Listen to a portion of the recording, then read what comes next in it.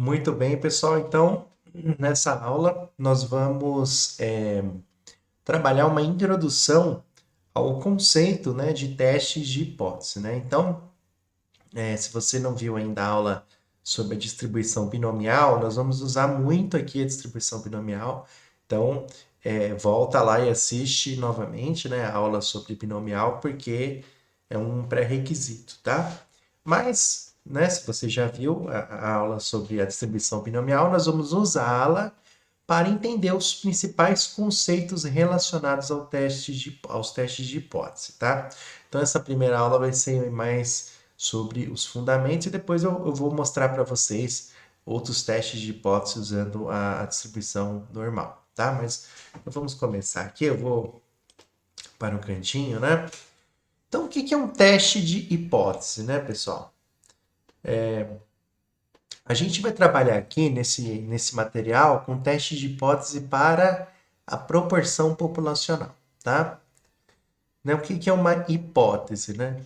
Uma hipótese é uma conjectura sobre um parâmetro populacional, né? Nós estudamos até agora as distribuições de probabilidade e vocês viram que a gente pode exprimir as distribuições, né, utilizando uma fórmula, né, uma relação entre os parâmetros, né, e as probabilidades. Então, assim, a gente pode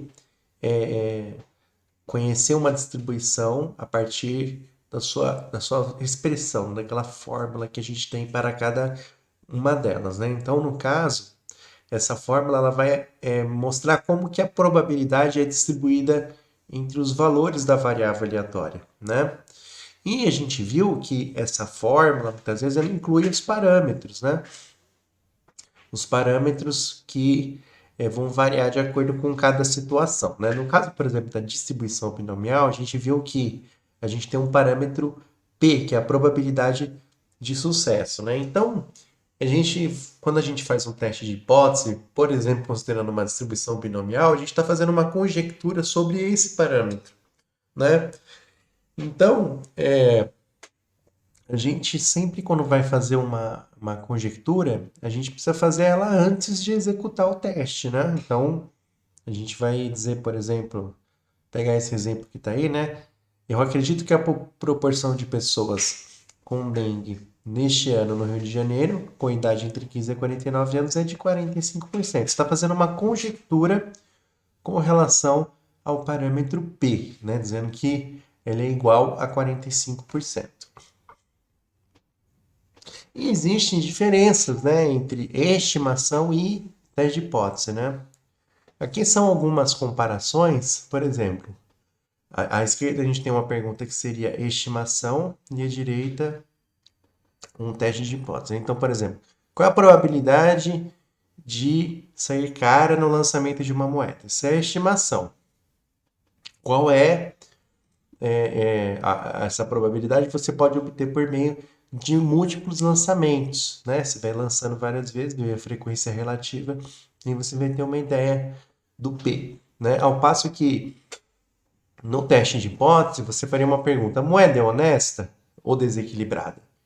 Se a moeda for honesta, né, o P deve ser igual a 50%. Desculpa, pessoal, que estou um pouco de gripe, tá? Então, se a moeda for honesta, você vai ter uma probabilidade de sair cara de 50%. Então, isso é uma conjectura sobre o P. Dizer o seguinte, ó, eu vou partir da hipótese que a moeda é honesta. Você está fazendo uma conjectura que o P vale meio, né? Essa outra situação. Você quer perguntar assim, qual é a proporção de votos que o candidato A terá na próxima eleição? Né? Isso é uma estimação. Um teste de hipótese seria, o candidato A vencerá a eleição?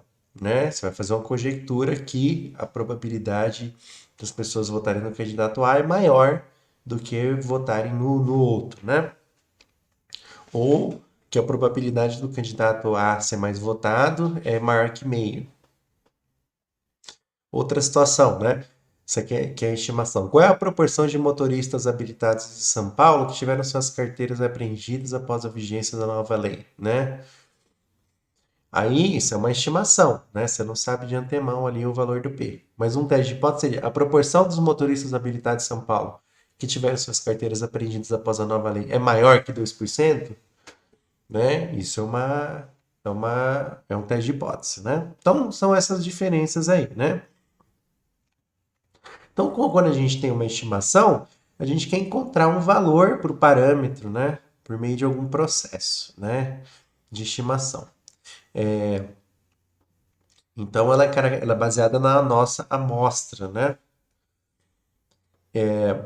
Agora, quando há situações em que a gente quer saber se um certo parâmetro se encaixa em alguma característica, né? Que a gente viu lá, se os motoristas, é, se mais de 2%, né, haviam perdido a carteira, né, após a nova lei. Então, você quer saber isso. Isso é muito comum também na área médica, né? Porque quando você tem algumas legislações que delimitam certas características, por exemplo, para remédios, você tem que fazer um teste de hipótese, porque você tem um parâmetro que não pode ser maior do que certo valor, né? Então, por exemplo, você não pode ter um remédio com uma eficácia inferior que 99%, né? Então, você acaba tendo um valor de referência ali que você quer testar se de fato seu medicamento satisfaz. Então, vamos lá. Aqui é um ótimo exemplo, né, que a gente vai conseguir entender melhor como funciona o teste de hipótese na prática. Aqui a gente quer avaliar se uma moeda é honesta, né? Se uma moeda for homogênea, honesta, né, e eu jogar ela várias vezes, eu devo observar o quê? Né? Eu vou observar uma proporção igual de cara e coroa, né? Agora, como que eu traduzo essa afirmação que uma moeda é honesta para hipóteses, né? Então, quando a gente quer testar uma hipótese, a gente tem duas possibilidades, né? Ou a gente vai ter uma hipótese que a gente vai considerar que é o padrão e a alternativa, né? E elas são mutuamente exclusivas. Então, por exemplo, aqui na hipótese nula, a gente vai considerar que a moeda é honesta contra a hipótese de que a moeda não é honesta, né? Nesse momento, você pode se perguntar se eu poderia alterar qual é a hipótese nula e a hipótese alternativa. Em tese, sim, tá? Em tese, sim. Mas, quando a gente vai fazer teste de hipótese, há uma consideração, né, que a gente tem que fazer com relação ao a qual vai ser a hipótese nula que a gente vai escolher, né? A gente sempre tenta escolher a hipótese nula mais conservadora, né? Porque quando a gente faz um teste de hipótese, a gente pode errar de duas maneiras, né? A gente pode rejeitar a hipótese nula quando ela não é, quando ela é falsa, aliás, rejeitar a hipótese nula quando ela é verdadeira, ou não rejeitar a hipótese nula quando ela é falsa. São dois erros diferentes, né? Só que um é mais grave do que o outro. Para você entender o que eu estou falando, imagina que no caso da moeda, tem um croupier de um cassino, né? Imagina que tem um jogo de moeda lá e ele é o responsável, né? E aí, o cassino está acusando esse trabalhador aí de ser desonesto, de estar usando uma moeda desonesta, né, para poder tirar algum tipo de vantagem. E aí, essa decisão do teste de hipótese pode implicar na prisão ou não desse homem, né? E aí você pode cometer dois erros, né? Vamos pensar aqui. Você pode iniciar considerando que ele é culpado até que se prove o contrário. Você pode começar dizendo que ele é inocente até que se prove o contrário. E aí você pode ter dois erros, né? Culpar o homem quando ele é inocente ou deixar de culpá-lo quando ele é culpado, né? Qual erro é mais grave, né? Então responde aí que vai surgir um boxe para você. Muito bem, né? Não sei qual que é a referência de vocês, né? Mas a justiça, né? Por exemplo, a justiça brasileira, né? Ela considera que é mais grave você punir o inocente, né? Então, você considerar que a moeda é desonesta quando ela não é mais grave do que considerar que ela é honesta quando ela é desonesta mesmo. né? Porque isso tem implicações mais graves, né, para as pessoas, né? Então a gente considera na justiça que o padrão é que você é inocente até que se prove o contrário. O ônus da prova fica sobre a acusação, né? Então, meio que a gente vai fazer esse raciocínio com o teste de hipótese, né? A gente vai considerar sempre o mais conservador, né? Então, por exemplo, quando for um remédio, né? E o meu remédio ele tem que ser superior ao do mercado, eu vou considerar por padrão que ele não é. E vou esperar a coleta dos dados e ver se os dados fornecem evidência para rejeitar que ele não é tão bom quanto o do mercado ou melhor, né? Por quê? Porque se eu errar, né, se eu não rejeitar a hipótese nula, mesmo que o remédio meu seja melhor do que o do mercado, eu considerar que ele não é um erro menos grave, porque o remédio que vai estar disponível no mercado funciona, né? E se o meu que é melhor não entrar, vai ter outras oportunidades de eu testar de novo e ele entrar. Agora, se o segundo erro, que é considerar que o meu medicamento é melhor, quando ele não é, eu posso estar fazendo as pessoas tomarem um remédio que é pior do que o que tem no mercado, que pode significar sofrimento, morte, então é muito mais grave, né? Então a gente considera sempre a hipótese mais conservadora, né? Isso aqui é só para você entender um pouquinho sobre essa nuance aí, né? Então a gente está considerando aqui a hipótese nula como uma moeda honesta, né? Então é honesta até que se prove o contrário, né? Então a alternativa é que ela não é. E aí a gente traduz, né, essa afirmação, que a moeda é honesta, por meio de um parâmetro. Todo teste de hipótese é uma conjectura sobre parâmetro. Então, eu tenho que transformar essa afirmação, a moeda é honesta, em uma afirmação relacionada ao parâmetro. Como a gente sabe que o lançamento de várias moedas, né, a soma, né, do lançamento de várias moedas, de uma moeda, né, várias vezes, de forma independente, que pode resultar em sucesso ou fracasso, a gente sabe que isso é uma binomial. Então, o parâmetro da binomial é o P, e quando a moeda é honesta, o P é 50%, ou 0,5. Né? Então, traduzindo essas duas hipóteses para a linguagem de parâmetro, né? A gente tem que P é meio versus P diferente de meio. Aqui diferente ele tanto pode ser maior quanto menor do que meio, porque quando a moeda é desonesta, ela tanto pode pender para a cara quanto para a coroa, né? Muito bem, né? E aí, quando a gente faz uma hipótese, a gente está sempre falando de parâmetro, né? Aqui, no caso, a hipótese nula é uma afirmação sobre P, né? E a afirmação alternativa também é sobre o mesmo P, que eu acabei de comentar, né? No exemplo que a gente viu aí, né? Vamos considerar que sucesso é a probabilidade de sair cara, né? Então, com 12 lançamentos, eu tenho N igual a 12 e P como probabilidade de sucesso. Isso é uma binomial 12P, né? A gente sabe de antemão, vamos lembrar lá da aula de binomial. De antemão, a gente sempre sabe o número de lançamentos, né? Então, X, né, que é o número de caras obtidas nesses lançamentos, vai ser igual a uma binomial, né? Se o x for exatamente igual a 6, né, vai dar meio, e aí vai tendo as variações, né?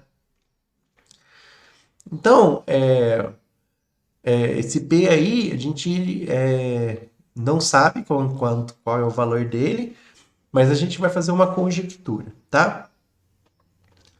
Então, pessoal, vai surgir um boxezinho aí para você, né? E você responde para mim. Se observarmos 5 caras em 12 lançamentos, independente da moeda, o que pode se concluir?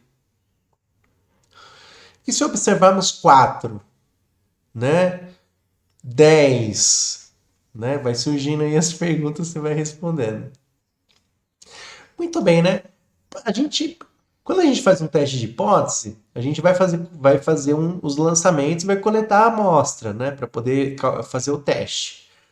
Mas aí, se sair 5, né? Porque se sair 6 em 12, bom, com uma probabilidade de 50%, 6 em 12 é 50%, eu vou considerar que a moeda é honesta mesmo. Eu vou considerar que não tem evidência para dizer que ela não é honesta. Mas se sair 4, né? 4. Será que 4 é suficiente para você se convencer? Porque a gente sabe que mesmo que a moeda seja honesta, Se eu fizer 12 lançamentos e repetir isso várias vezes, algumas vezes vai sair 4, outras vezes vai sair 5, outras vezes vai sair 6, outras vezes vai sair 7, né? Quanto que você precisa observar para ficar convencido de que realmente não é verdade que a moeda é honesta, né? E aí essas perguntas estão surgindo aí, eu vou depois olhar, né, o que vocês acharam, mas não é uma não tem uma resposta correta, né? Por enquanto, pelo menos, né? A gente não tem um critério ainda certeiro para afirmar isso, mas a gente tem uma ideia de que quanto mais próximo do extremo, mais evidência a gente tem de que a moeda não é honesta. Porque assim, ainda que a moeda seja honesta, eu posso observar só caras. É possível, mas é muito improvável, né? E então, quando a gente observa o resultado do experimento, a gente tem que pensar assim o quão improvável que aquilo é, né? Então, por exemplo, a gente precisa definir uma regra, né, de decisão, né? Então, vamos ver essa afirmação aí que está no box, né, em branco. Se nos 12 lançamentos da moeda observarmos 0, 1 e 2 e 3, 9, 10, 11 e 12, quer dizer, os extremos, então rejeitamos a hipótese nula H de que a moeda é honesta, né? Caso contrário, não rejeitamos a hipótese H, né? Então, aqui, quando essa pessoa está fazendo o teste, ela está usando um critério. Ela está dizendo o seguinte, olha, 4 ainda eu aceito, né? 7, 8, ainda tá ok. Agora, se sair 3 ou menos, ou se sair 9 ou mais, é muito extremo, né? Então, essa pessoa, ela está usando essa regra de decisão para poder saber se ela vai rejeitar ou não, né? Então, quanto mais extremo for, mais ela vai acreditar que não é verdade, né? Agora, isso tem uma implicação, né? Quando a pessoa considera essa regra aí, ela está considerando que o resultado ele tem que ser improvável num certo nível, né? Meio que de forma intuitiva ela está fazendo isso, né? Meio que pensando no problema, mas ela está na prática dizendo o seguinte, ó, se o resultado for improvável além de um certo nível, né? Tipo uma probabilidade muito baixa de um valor para baixo, eu vou considerar que eu vou rejeitar, né? Então, para testar uma hipótese, a gente precisa definir de antemão uma regra de rejeição. Não tem jeito, tá? Aqui no caso, a regra de rejeição é que os valores de x que estiverem nesse conjunto aí, que a gente vai chamar aí de região crítica, né? Vai ser a região de rejeição, né? Então, sempre que eu observar minha variável aleatória saindo 0, 1, 2 ou 3, 9, 10, 11 ou 12, eu considero que estou na região crítica e eu rejeito o teste, né? Então, olha só, aqui, por exemplo, eu tô mostrando todos os lançamentos possíveis aí, né? De 0 a 12, né? A região de rejeição é essa que está em vermelhinho, né? Ou região crítica. Região crítica porque você rejeita o teste, né? E aí você só não rejeita nesse meio aí, de 4 a 8. Então, por exemplo, se observarmos dois, né? Imagina que você fez um teste de hipótese. Você fez um teste de hipótese para ver se a moeda é honesta ou não. Primeiro passo, você considerou qual é a hipótese. A hipótese é P igual a meio versus P igual a diferente de meio. Aí você vai lá e lança a moeda 12 vezes. E observa duas caras. Qual que vai ser o resultado do teste? Bom, como o valor x igual a 2 pertence à região crítica, né? Você rejeita a hipótese nula, né? E considera que a moeda não é honesta. Que o P é diferente de meio, né? Mas aí surge a pergunta, né? Será que a conclusão está correta, né? Então imagine que você observa 4. Agora, observando 4, não caiu na região crítica, né? Então você não rejeita. Mas aí você ainda pode se perguntar também, será que eu errei? Né? Então, basicamente, quando você determina a regra de decisão, você está fazendo um compromisso aí, né? Caiu dentro da região crítica, você vai rejeitar. Caiu fora da região crítica, você não vai rejeitar, né? Então, quando você faz um procedimento como esse, que a gente acabou de mostrar, que é basicamente o que é um teste de hipótese, eu ainda não abordei alguns detalhes, né, de como que a gente escolhe essa região crítica, agora foi de forma intuitiva, tem mais esse passo ainda que a gente vai ver depois. Mas basicamente vocês viram um teste de hipótese na prática, né? Aí quando você faz um teste como esse, você tem dois tipos de erro, né? Que a gente vai chamar aqui de erro tipo 1, né? Que é rejeitar a hipótese nula quando a hipótese nula é verdadeira, né? Que é tipo afirmar que a moeda não é honesta quando ela é. Ou erro tipo 2, que é não rejeitar a hipótese nula quando ela é falsa, ou seja, afirmar que a moeda é honesta quando ela não é, né? Eu já comentei um pouquinho com vocês que o erro tipo 1 é sempre um erro mais grave, né? Então, por exemplo, afirmar que a moeda não é honesta quando ela é a mesma coisa que acusar um inocente de cometer um crime. O erro tipo 2, que é afirmar que a moeda é honesta quando ela não é deixar de punir um criminoso, né?